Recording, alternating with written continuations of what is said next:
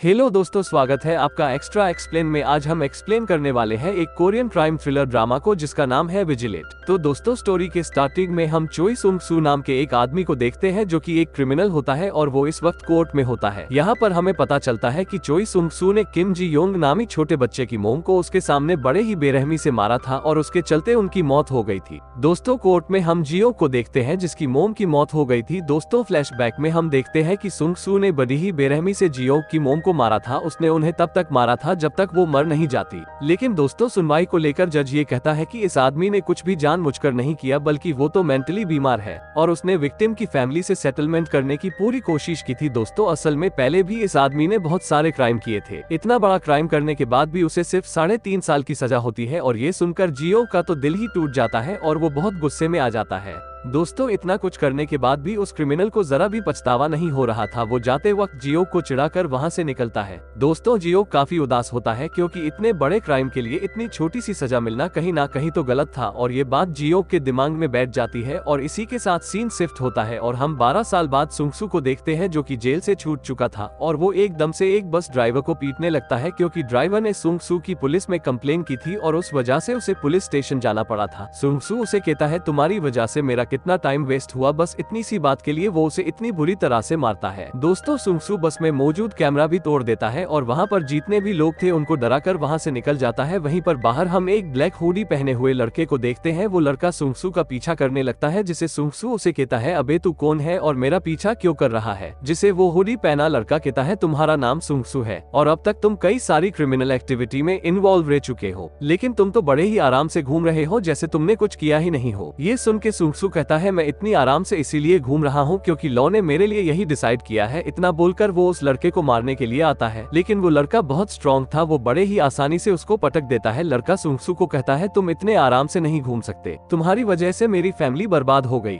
ये आखिर किस तरह का लो हुआ? सुंगसू यहाँ पर खुद को बचाने की बहुत कोशिश करता है, लेकिन लड़के की फाइटिंग स्किल्स प्रो लेवल की थी। वो सुंगसू को तब तक मारता है जब तक वो मर नहीं जाता। तभी हमें पता चलता है कि ये लड़का और कोई नहीं बल्कि जियोग था, जो कि अब बड़ा हो गया था, जिसको हमने सीरीज की शुरुआत में देखा था और ये हमारी कहानी का लीड कैरेक्टर है। फिर हमें पुलिस एकेडमी का सीन दिखाया जाता है जहाँ क्लासरूम में प्रोफेसर सारे ऑफिसर्स को लेक्चर दे रहे थे। वहीं पर हम जियो को भी देखते हैं जो असल में पुलिस बनने की ट्रेनिंग ले रहा था। दोस्तों, जियो जूडो कराटे में भी बहुत अच्छा था। घर जाते वक्त जियो के फ्रेंड्स कहते हैं, तुम्हें वीकेंड्स पर हमारे साथ क्लब चलना चाहिए, लेकिन जियो कहता है, तुम्हें पता तो है मैं वीकेंड्स पर बिजी रहता हूँ। जिसे उसके दोस्त जियो को पूछते हैं, तुम वीकेंड्स पर ऐसा क्या करते हो? तो जियो कहता है, मैं पूरे टाइम सोता रहता हूँ। नेक्स्ट सीन में हम एक बुढ़ी औरत को देखते हैं जो सामान उठाने का काम करती थी। जाते वक्त रास्ते में उसका सारा सामान गिरने लग जाता है तो जियोग आकर उस औरत की हेल्प करता है। दोस्तों, जियोग पहले भी इस औरत की बहुत बार हेल्प कर चुका था। औरत हेल्प के बदले जियोग को टॉफी देती थी। घर आके जियोग टीवी पर किसी किम नाम के क्रिमिनल की न्यूज देखता है। टीवी पर बताया जाता है कि किम ने रैंडमली किसी पर अटैक किया था, लेकिन उसका अरेस्ट वारंट रिजेक्ट कर दिया गया था। तभी एक लेडी बताती है कि किम उसके घर में घुस गया था और वहां पर आकर उसने बहुत ही गंदी हरकतें की थी और जो भी उसको रोकने की कोशिश कर रहा था, किम ने उसके ऊपर भी अटैक कर दिया। किम ने उस आदमी को इतना बुरी तरह से मारा था कि उसे रिकवर होने में 6 महीने लग जाएंगे, लेकिन इतना कुछ होने के बाद भी पुलिस ने उसका अरेस्ट वारंट कैंसिल कर दिया। और इन सब चीजों की वजह से लोगों में गुस्से का माहौल है क्योंकि इतना बड़ा क्राइम करने के बाद भी किसी को अरेस्ट नहीं किया जा रहा है, तो फिर ये लोग किस बात का? दोस्तों, अब जियो किम के केस के बारे में पूरा रिसर्च करता है और डिसाइड करता है कि वो किम को सजा देगा। तभी रास्ते में हम 2 आदमी को देखते हैं जो मिलकर एक लेडी को परेशान कर रहे थे और ये दोनों वही थे जिसके बारे में जियोंग रिसर्च कर रहा था। उसी वक्त जियोंग रास्ते से गुजर रहा था। वो देखता है कि वो दोनों एक लेडी को तंग कर रहे हैं। वो सोचता है, लो ने तो इनको सजा नहीं दी है, चलो उनका काम मैं ही कर देता हूँ। जियोंग दोनों गुंडों को बहुत ही बुरी तरह से मारता है। वो लेडी जियोंग को देख नहीं पाती, इस वजह से उसे पता नहीं है कि उन दोनों बदमाश को कौन मार रहा है, लेकिन वो समझ जाती है कि कोई मसीहा उनकी मदद करने आ गया है। नेक्स्ट सीन में हम जियोंग को देखते हैं जो कि किसी डॉक्टर पर रिसर्च कर रहा था। दोस्तों, वो एक ऐसा डॉक्टर था जो कि अपने पेशेंट के साथ बहुत ही गंदी हरकतें करता है। वो उन्हें बेहोश करके उन्हें सेक्सुअली असॉल्ट करता है और उनका वीडियो भी रिकॉर्ड कर लेता है और इतना कुछ करने के बाद भी उसे सिर्फ 6 महीने की सजा हुई।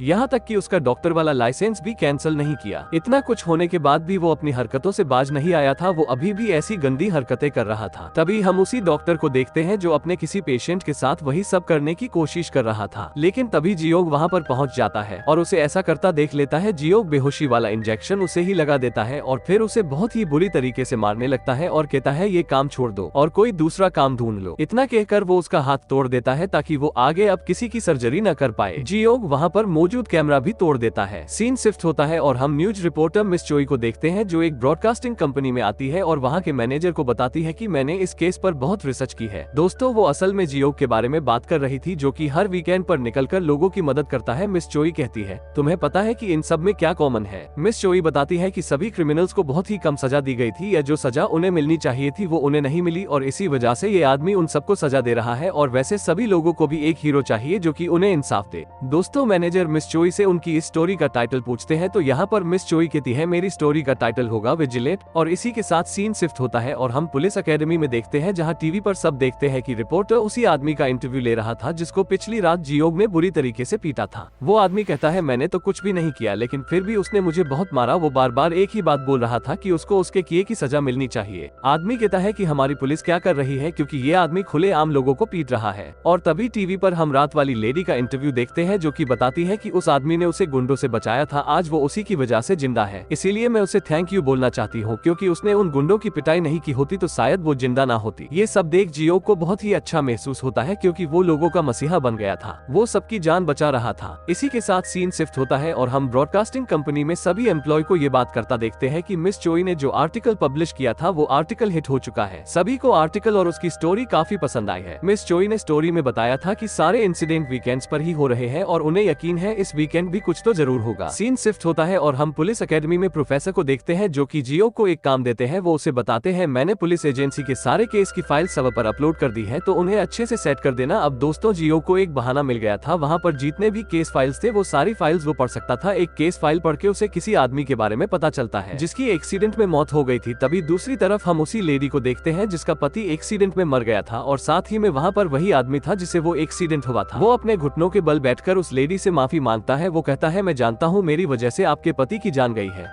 लेकिन मैं इसके लिए बहुत शर्मिंदा हूँ। वहीं पर हम जियोग को देखते हैं जो कि असल में उस आदमी को सजा देने आया था लेकिन वो देखता है इस आदमी को अपने किए पर बहुत पछतावा है और वो इसके लिए माफी भी मांग रहा है। इस वजह से जियोग उसे कुछ भी नहीं करता। और इसी के साथ सीन शिफ्ट होता है और हम ब्रॉडकास्टिंग कंपनी में देखते हैं जहाँ पर मैनेजर मिस चोई को कहता है क्यों तुमने तो कहा था कि इस वीकेंड को कोई नया केस आएगा लेकिन काफी दिनों से कुछ हुआ ही नहीं है तो हम लोगों को अगली न्यूज क्या दिखाएंगे। ये सुन मिस चोई कहती है अगर कोई केस नहीं आया है तो हम एक काम करते हैं, हम खुद ही उसे एक केस दे देते हैं। सियून वाले केस में जो क्रिमिनल था हम उसे सबके सामने एक्सपोज कर देते हैं। अगर हमने उस क्रिमिनल को एक्सपोज कर दिया तो विजिलेट उसे मारने के लिए जरूर आएगा। अब सियून के केस वाले क्रिमिनल को एक्सपोज कर दिया जाता है। न्यूज में बताया जाता है कि इस आदमी ने अपने स्टूडेंट के साथ बहुत ही गंदा क्राइम किया था और इतना कुछ करने के बाद भी उसे सिर्फ 7 साल की सजा हुई और आज की डेट में वो जेल से छूटकर आजाद घूम रहा है। ब्रॉडकास्टिंग वाले उस आदमी का नाम और फेस रिवील कर देते हैं। दोस्तों क्रिमिनल का नाम देओक्युंग होता है। वही दूसरी तरफ उस न्यूज को जियोग देख रहा था और इसी के साथ सीन शिफ्ट होता है और अगले दिन हम कई सारे लोग और न्यूज रिपोर्टर्स को उस आदमी के घर के बाहर प्रोटेस्ट करते हुए देखते हैं। दोस्तों वहीं पर हम मिस चोई और मैनेजर को भी देखते हैं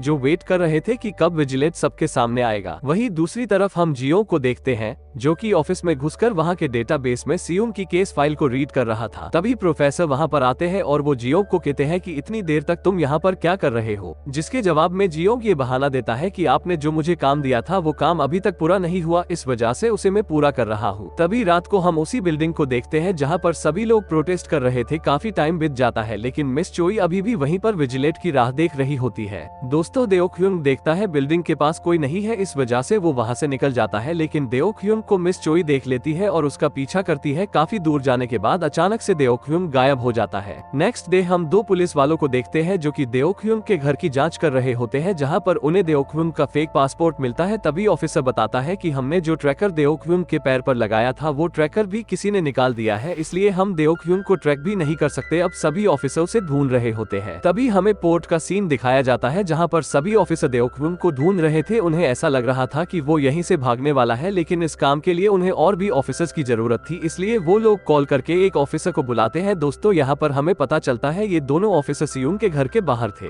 तभी एक ऑफिसर वहाँ से बाहर निकलता है तो रास्ते में उसे एक हेलमेट पहन पहना आदमी दिखता है। ऑफिसर को उस पर शक होता है, इसीलिए वो उसे हेलमेट निकालने के लिए कहता है। दोस्तों वो आदमी ऑफिसर को अपना थोड़ा सा फेस दिखाता है। ऑफिसर को उस पर शक नहीं होता, इस वजह से ऑफिसर उसे जाने देता है। वही दूसरी तरफ मिस चोई कार में बैठकर देओक्युंग पर रिसर्च कर रही थी। मिस चोई मैप देख के समझ जाती है कि देओक्युंग भागने की कोशिश नहीं कर रहा है, बल्कि वो तो सियुन को मारने उसके घर जा रहा है। तभी हम लिफ्ट में हेलमेट वाले आदमी को देखते हैं जो लिफ्ट से निकल के सियुन के घर की ओर जाने लगता है। हम इसके हाथ में एक बॉक्स को भी देखते हैं जिसके अंदर असल में नाइफ था। हेलमेट पहना आदमी एकदम से उस ऑफिसर पर हमला कर देता है। ऑफिसर उसे रोकने की काफी कोशिश करता है, लेकिन वो आदमी ऑफिसर को स्टेप कर देता है, लेकिन ऑफिसर उस आदमी का हेलमेट निकाल देता है, जिसे हमें मालूम पड़ता है कि ये आदमी और कोई नहीं बल्कि देओक्युंग है। दोस्तों देओक्युंग ऑफिसर के ऊपर एसिड फेंक देता है। तभी आवाज सुन सियुन बाहर आती है तो देओक्युंग उसे पकड़ लेता है, लेकिन ऑफिसर सियुन को भागने में मदद करता है, जिसे सियुन भाग जाती है।